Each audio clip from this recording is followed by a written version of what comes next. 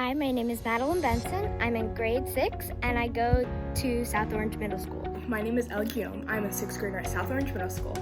Hi, I'm Ella. I'm going into 7th grade at Maplewood Middle School. Hi, I'm Aiden Guy Barino. I was technically just in 7th grade. Hi, my name is Margaret McManus. I'm a 7th grader at MMS. Hi, my name is Maya Vijay Vergia, and I am a 6th grader at MMS. Hi, my name is Kira Monaco.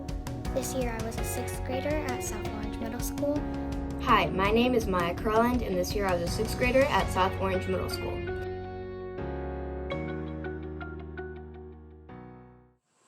The name of my poem is Color.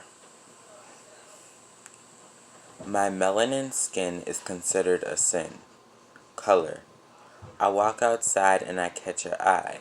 This is because of my color.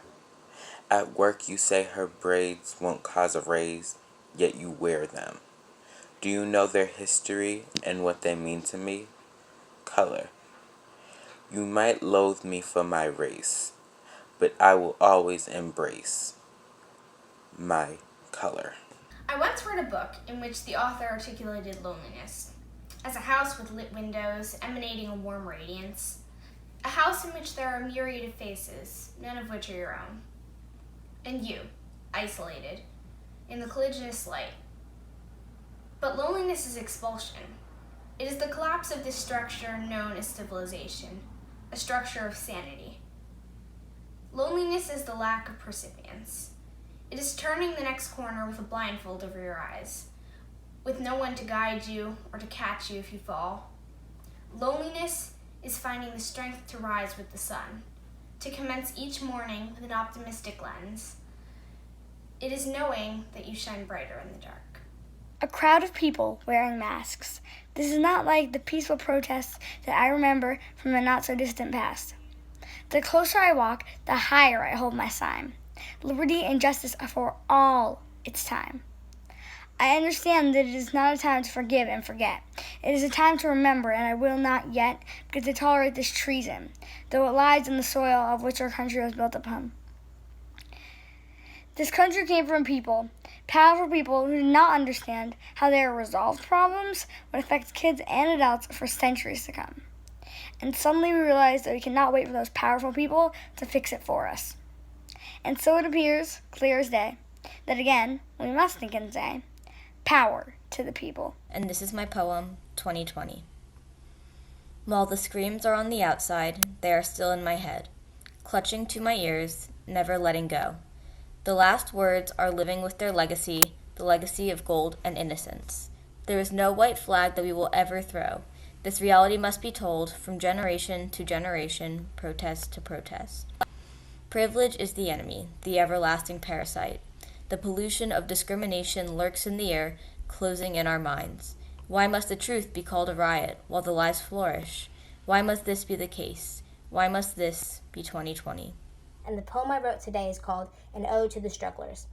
An ode to all who feel threatened, who've had their rights stripped away, who'll keep trying, although we have beckoned, for all they feel safe through the day. They're turning back time bit by bit, each day one decade is ripped from us.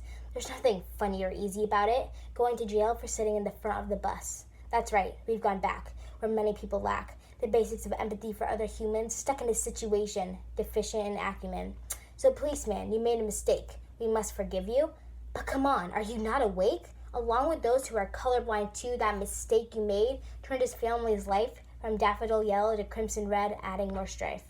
So you, the killer, the murderer, the cop, are you really expecting praise and for all of it to just drop? It's just not right since the executioner gets a pass from jail where all the food tastes like. He needs to be guilty, we plead to the jury, but he's white, so he probably won't worry one bit. This is not an ode to the privileged, but to the unprivileged. Once again, to the bias out there, this is not lit. Because when you don't see human, just tomes, you can destroy a whole village. And my poem is called Society's Broken Leg. Society has a broken leg. Sure, all of society's bones matter, but right now our main issue is the broken leg. And once society fixes its broken leg, all bones will be recognized equally. And today I'm going to read for you a poem called I Can't Breathe. After freedom for a lifetime, we are home for an eternity.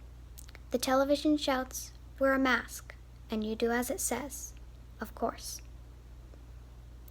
Find the positive. We are home but not broken.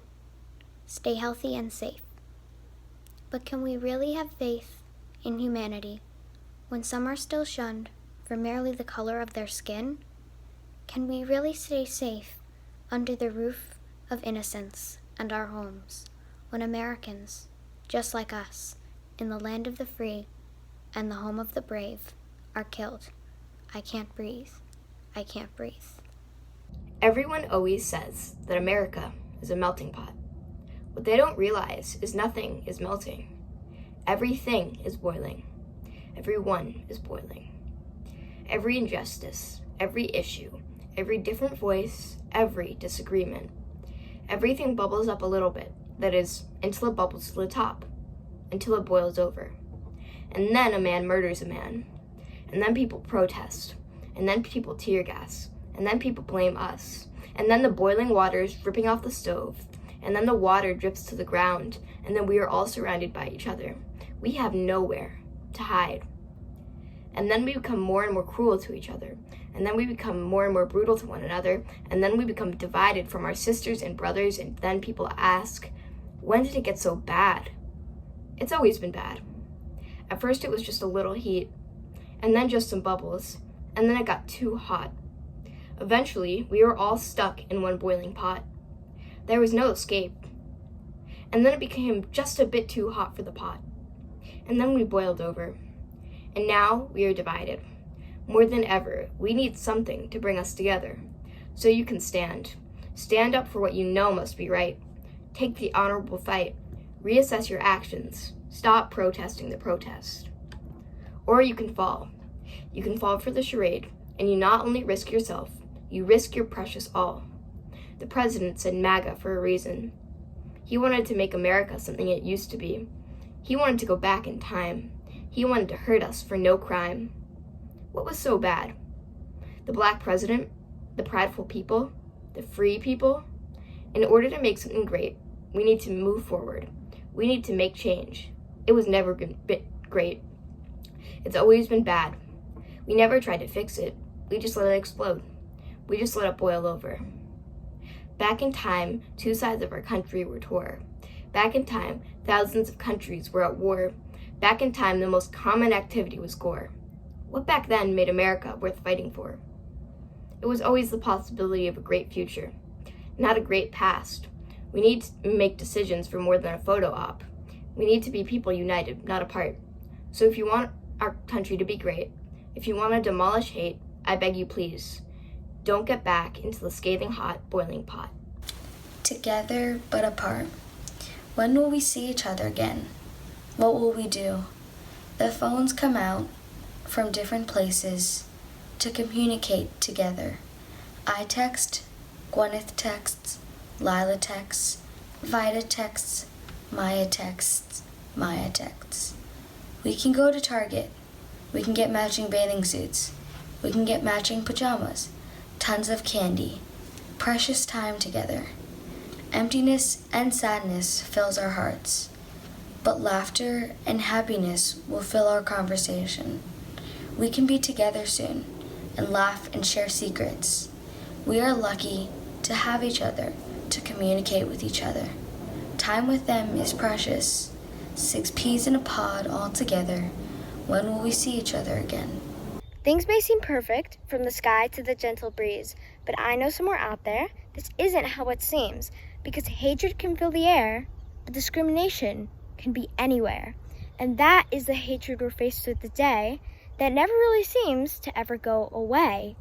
But people still protest in some sort of way because Black lives always matter, no matter the way. So if you are the one to change the way that people are treated, please do so right away.